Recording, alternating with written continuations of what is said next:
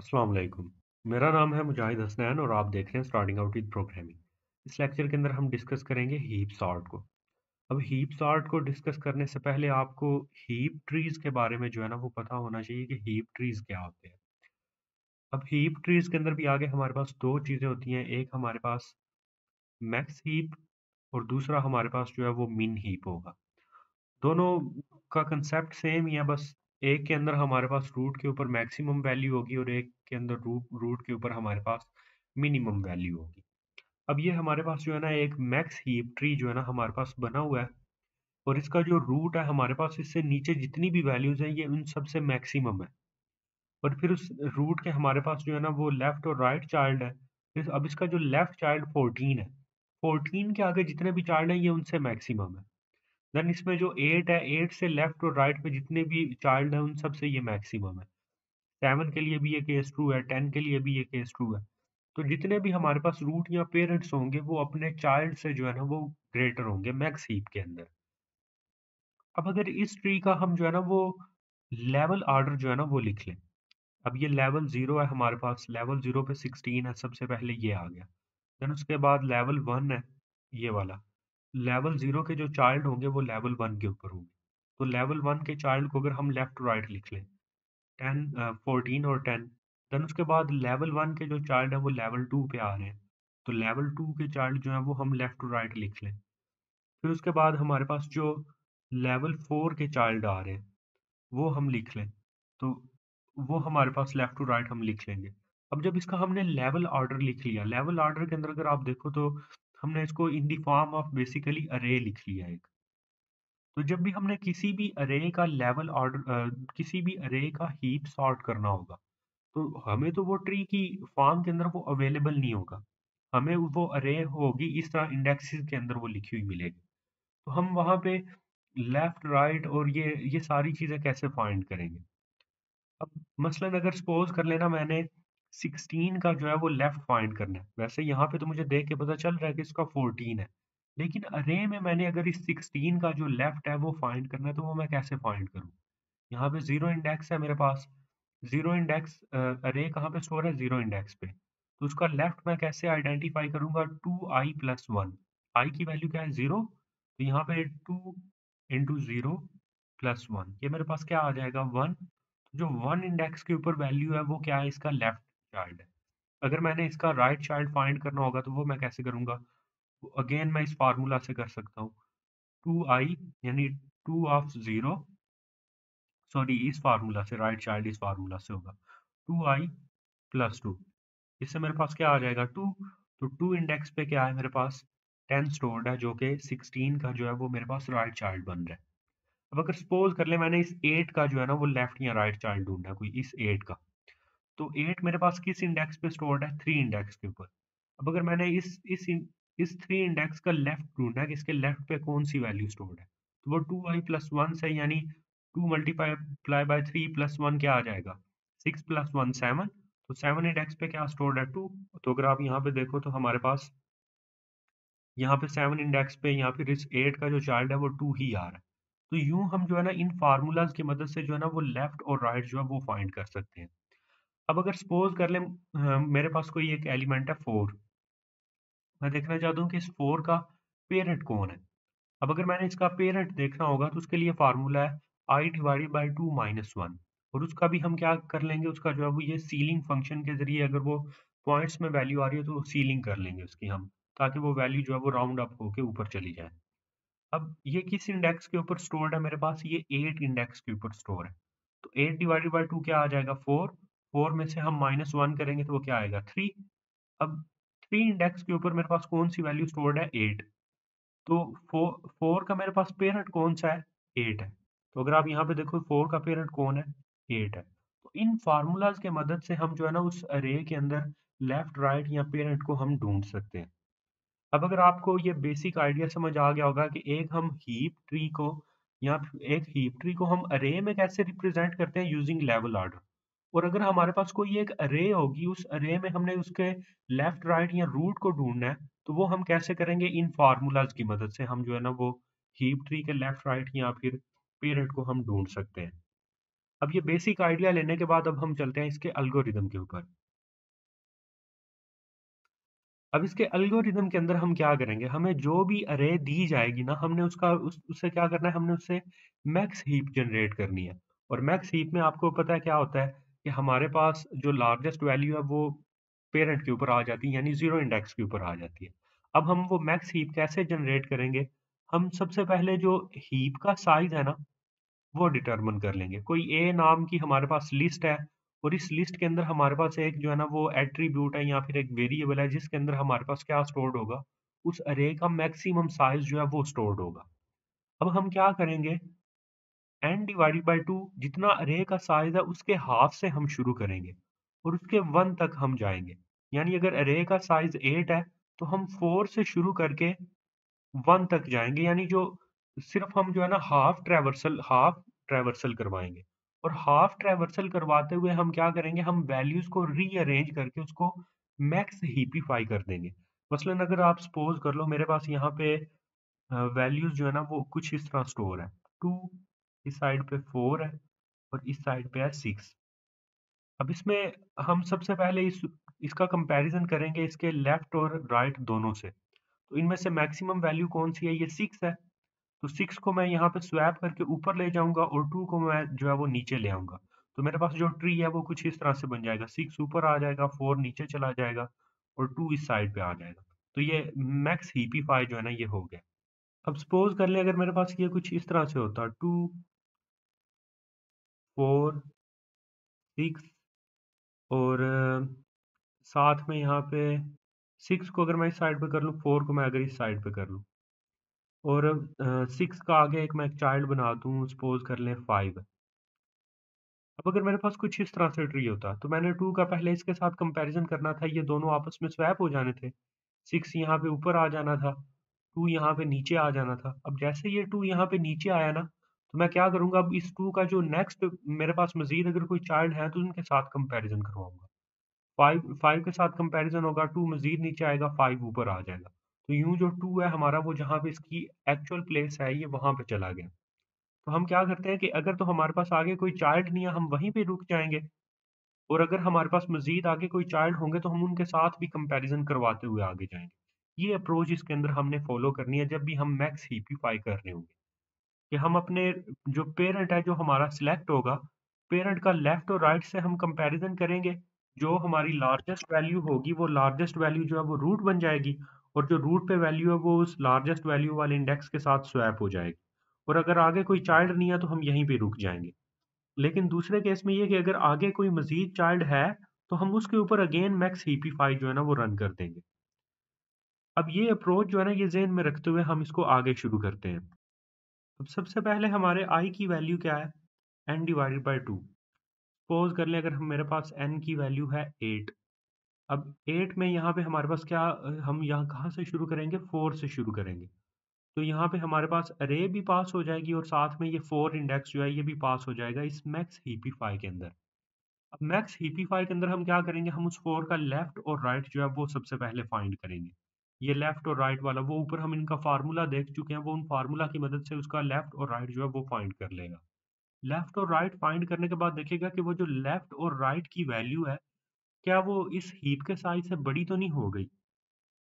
अगर वो इस हीप के साइज़ से बड़ी हो गई है, तो देन ये इफ की कंडीशन जो है ना ये फ़ाल्स हो जाएगी, क्योंकि अगर लेफ्ट की वैल्यू जो है वो हीप के साइज़ से छोटी नहीं है तो फ़ाल्स हो जाएगा। हम चेक ही नहीं करेंगे। यहाँ पे भी सेम केस होगा। तो हमने ये मेक श्योर करना है कि जो लेफ्ट और राइट की वैल्यू आ रही है वो हीप के टोटल साइज़ से कहीं बड़ी ना हो जाए। साथ में हम ये देखेंगे कि अगर लेफ्ट वाली वैल्यू बड़ी है तो लार्जेस्ट के अंदर कौन-सा इंडेक्स आ जाए, लेफ्ट वाला। एल्स जो आई है यानी जो पेरेंट है वही रहे। फिर दूसरी दफ़ा हम राइट के साथ कंपैरिज़न करेंगे कि अगर राइट साइड वाली जो वैल्यू है वो लार्जेस्ट इंडेक्स, यानी अगर वो लेफ्ट वाला होगा तो यहाँ पे उसके अंदर लार्जेस्ट के अंदर लेफ्ट इंडेक्स होगा और अगर वो पेरेंट ही है तो वो पेरेंट ही होगा। तो उसके साथ कंपैरिज़न करेंगे कि जो राइट वाली वैल्यू क्या वो उससे बड़ी है? अगर वो उससे बड़ी है तो हम लार्जेस्ट के अंदर वो स्टोर कर देंगे। नहीं तो इन तीनों में से जो भी लार्जेस्ट वैल्यू होगी, वो हमारा लार्जेस्ट के अंदर उसका इंडेक्स आ जाएगा। फिर हम ये चेक करेंगे कि अगर हमारा जो लार्जेस्ट वैल्यू का इंडेक्स है, वो i के इक्वल नहीं है, अगर वो पेरेंट नहीं है, यानी लेफ्ट या राइट में से अगर कोई वैल्यू जो है वो लार्जेस्ट है। अगर लेफ्ट या राइट में से जो वैल्यू लार्जेस्ट होगी ना, उसको हम एक्सचेंज करवा देंगे पेरेंट की वैल्यू के साथ। और पेरेंट की वैल्यू के साथ एक्सचेंज करवाने के बाद हम जो नीचे मज़ीद चाइल्ड है उनको भी मैक्स हीपिफाई करवा देंगे। अब ये यहाँ पे हमारे पास अगर आप देखो तो यहाँ पे एक कॉल हमने इस मैक्स हीपिफाई को यहाँ की, तो ये वाला मैक्स हीपी वाला फाइव वाला फंक्शन कॉल हो गया। अब मैक्स हीपीफाई वाला फंक्शन कॉल होने के बाद अगर कोई एक्सचेंज होगा, तो उसके अंदर हम ये रिकर्सिव कॉल कर रहे हैं इसके अंदर। मज़ीद आगे हम जो है ना वो मैक्स हीपीफाई को कॉल कर रहे हैं। अब ये रिकर्सिव कॉल जो है ना ये यहाँ पे हो रही है, इसकी क्या सिग्निफिकेंस है, ये जब हम इसकी प्रॉपर्टीज़ को डिस्कस करेंगे, तो तब जो है ना वो मैं आपको बताऊँगा। अब आगे इसकी एक एग्ज़ाम्पल ले लेते हैं जिससे आपको ये सारा एल्गोरिदम समझने में जो है ना वो अंडरस्टैंडिंग आ जाएगी। अब सपोज़ कर लें हमारे पास ये अरे हमें दी गई है और इस अरे को जो है वो हमें जो है ना वो हीप सॉर्ट करने के लिए बोला गया है। और अगर हीप सॉर्ट करने के लिए बोला जाए तो हम मैक्स हीप ही बनाते हैं उसका। अनलेस के वो हमें खुद प्रॉपर स्पेसिफिकली मेंशन करें कि मिन हीप बनाएं, तो तब हम मिन हीप बनाएंगे, वरना हम बाय डिफ़ॉल्ट मैक्स हीप ही बनाएंगे। तो सबसे पहले तो हम इस अरे को कन्वर्ट कर देंगे in the form of tree. जो सबसे फर्स्ट इंडेक्स के ऊपर वैल्यू है वो हमारी रूट बन जाएगी। नेक्स्ट वैल्यू जो है वो इसका चाइल्ड आ जाएगी, लेफ्ट चाइल्ड। फिर उससे जो नेक्स्ट वैल्यू है वो इसका राइट चाइल्ड आ जाएगी। नेक्स्ट वैल्यू जो है इससे वो 2 का लेफ्ट पे आ जाएगी, क्योंकि मैक्सिमम 2 चाइल्ड ही हम रख सकते हैं। तो हम हर एक रूट के जो है ना वो हर एक पेरेंट के 2-2 चाइल्ड बनाते जाएँगे।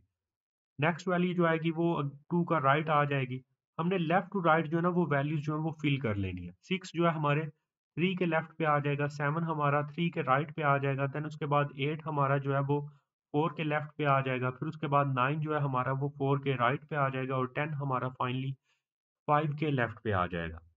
हम वैल्यूज़ को ऐड कर लेने के बाद हमें पता है कि जब भी हम वो बिल्ड मैक्स हिपिफाई वाला फंक्शन कॉल करते हैं वो कहाँ से स्टार्ट होगा, वो n डिवाइडेड बाय 2 से स्टार्ट होगा। अब हमारा यहाँ पे टोटल साइज़ हमारे पास कितना है? टोटल साइज़ हमारे पास है 10। तो 10 को अगर हम 2 से डिवाइड करेंगे तो वो हमारे पास कहाँ से स्टार्ट होगा? वो 5 से स्टार्ट होगा। अब अगर वो 5 से स्टार्ट होगा, तो यहाँ पे हमारे पास 5 इंडेक्स के ऊपर कौन-सी वैल्यू स्टोर्ड है? हमारे पास 6। यहाँ पे मैं इंडेक्सेस भी लिख देता हूँ, 0, 1, 2, 3, 4, 5, 6, 7, 8, 9। और अगर यहाँ पे भी आप देखो तो यहाँ पे हमारे पास 5 इंडेक्स के ऊपर कौन सी वैल्यू स्टोर्ड है? 6। अब 6 के लेफ्ट पे क्या होगा? अब 6 का लेफ्ट हम सबसे पहले कैसे फाइंड करेंगे? 2i plus 1। तो 2i प्लस 1 हमारे पास क्या आ जाएगा? 11। अब 11 जो है हमारा वो जो हीप का साइज़ कितना है हमारे पास? 10।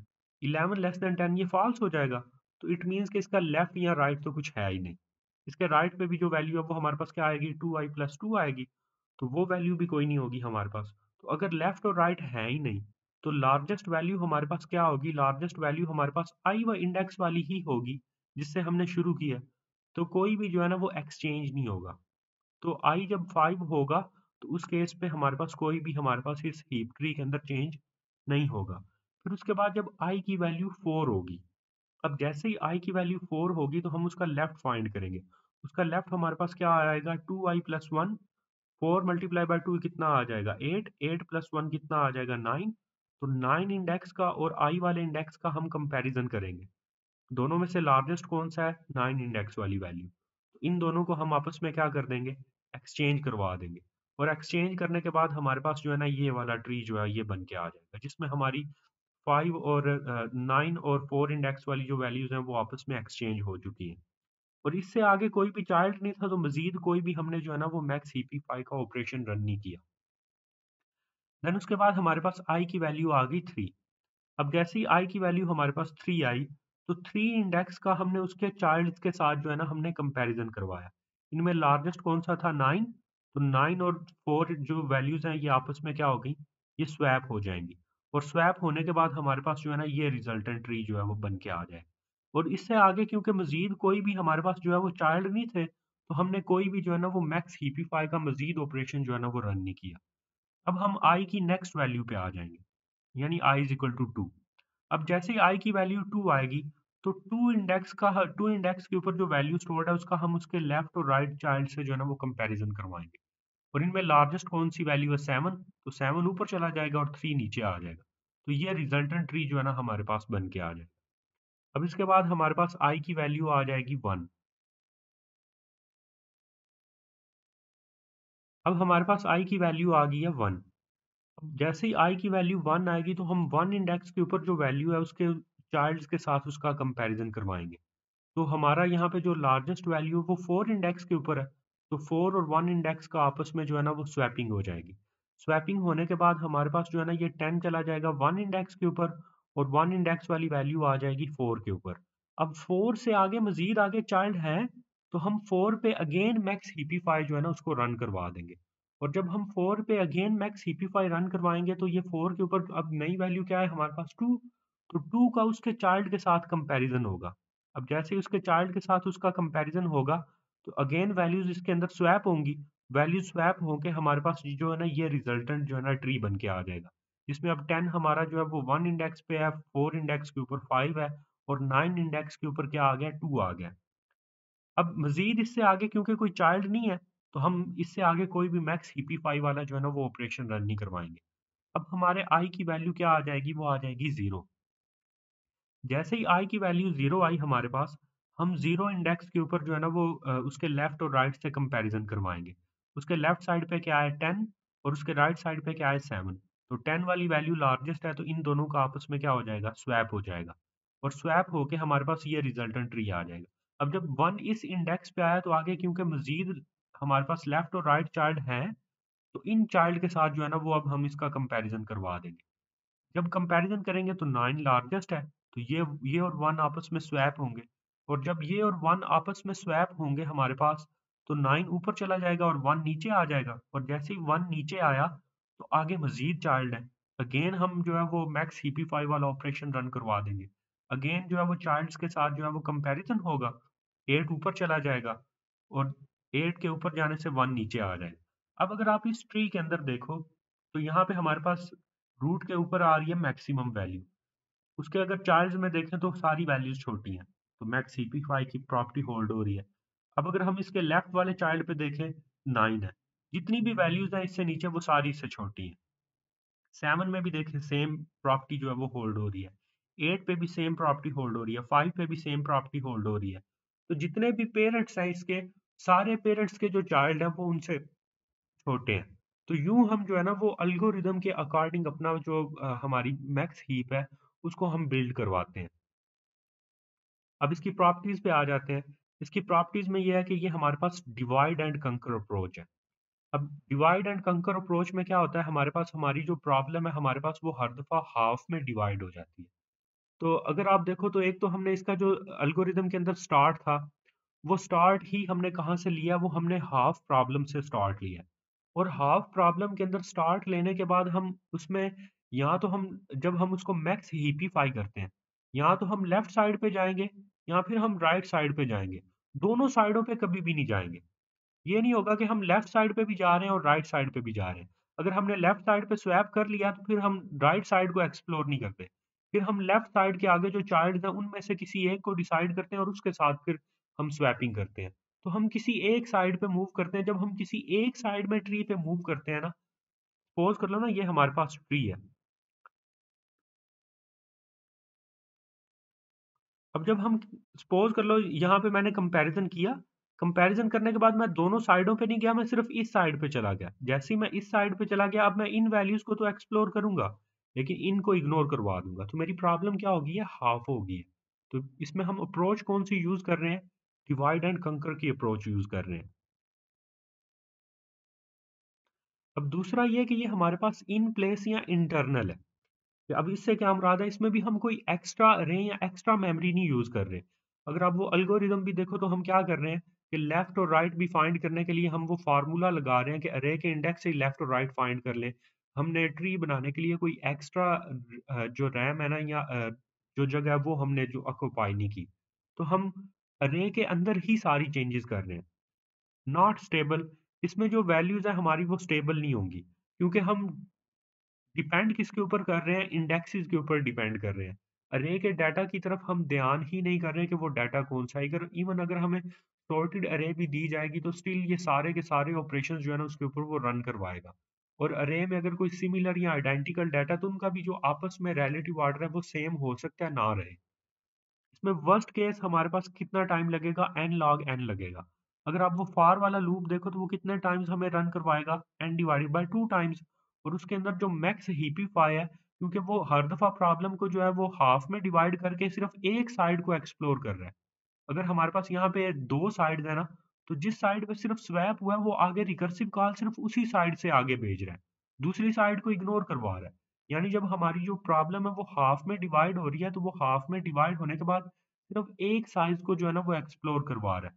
और उसकी डेप्थ तक जाने के लिए हमारे पास जो है वो हमें कितना जो है ना वो हमें टाइम लगेगा, लॉग ऑफ एन टाइम लगेगा। जितनी ट्री की हाइट होगी उतना हमें जो है ना वो टाइम लगेगा। और अगर log ऑफ एन टाइम लगता है हमें ट्री की एंड हाइट तक जाने के लिए, तो हमारी जो इसके टोटल टाइम कम्प्लेक्सिटी है वो आ जाएगी n divided by 2 log of n plus 1। और इसमें जो हमारे कांस्टेंट है अगर हम ये इग्नोर करवा दें तो टोटल टाइम कम्प्लेक्सिटी इसकी एन log एन आ जाएगी। अब इसकी जो स्पेस कम्प्लेक्सिटी है वो log ऑफ एन आएगी। अब log ऑफ एन क्यों आएगी? अगर आपको याद हो तो मैंने ऊपर आपको बताया था कि रिकर्सिव कॉल्स हो रही है। सपोज करें एक रिकर्सिव कॉल हुई यहाँ से, मतलब सबसे पहले कॉल हुई इस एलिमेंट के लिए, जीरो इंडेक्स वाले के लिए। फिर जीरो वाले ने आगे रिकर्सिव कॉल दे दी इसको, इसने रिकर्सिव कॉल दे दी इसके लिए, और इसने आगे रिकर्सिव कॉल दे दी इसके लिए। तो टोटल हमारे पास जो है ना कितनी रिकर्सिव कॉल हुई जितनी हमारे पास ट्री की हाइट है, यानी log ऑफ एन। तो इसमें जो स्पेस कम्प्लेक्सिटी है हमारी वो कितनी आ जाएगी, वो log ऑफ एन आ जाए। सॉर्टिंग के मजीद लेक्चर्स के लिए चैनल को सब्सक्राइब कर लें और बेल आइकन को भी हिट कर लें। शुक्रिया।